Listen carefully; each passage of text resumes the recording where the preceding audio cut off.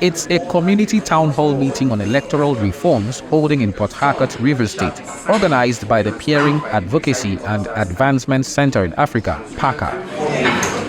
In attendance are journalists, security operatives, and electoral officers, among others.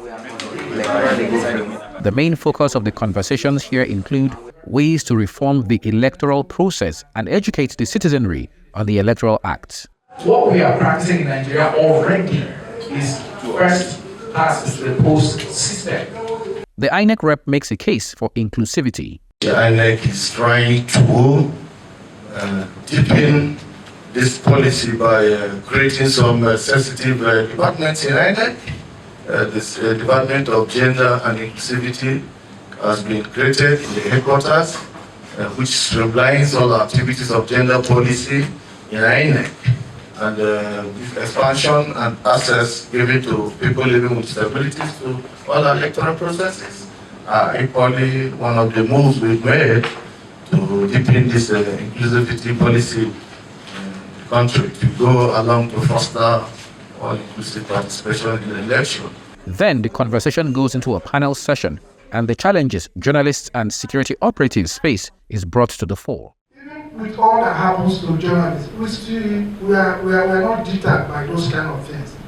You see journalists are being harassed and all that. It doesn't mean that the next day they will not still do his or her job. They will still go ahead to do their job. Sometimes we advise them, when you are coming for special duty, let us know. It is our duty to protect them also, to protect the journalists. But most often, when they come, they don't report to police. We are not even aware they are there. Because I know the challenges they face too in the field. Speaking to journalists, however, the executive director of PACA advocates for more political education for the citizens. The cost of electricity, the cost of Gari, the cost of is embedded in how much we are interested in our leadership recruitment process. And the law that helps us to do that, that explains how that is done, comes from the Electoral Act. Interventions like this are crucial for the exchange of ideas, especially with off-cycle elections coming up in Ondo and Edo states later this year.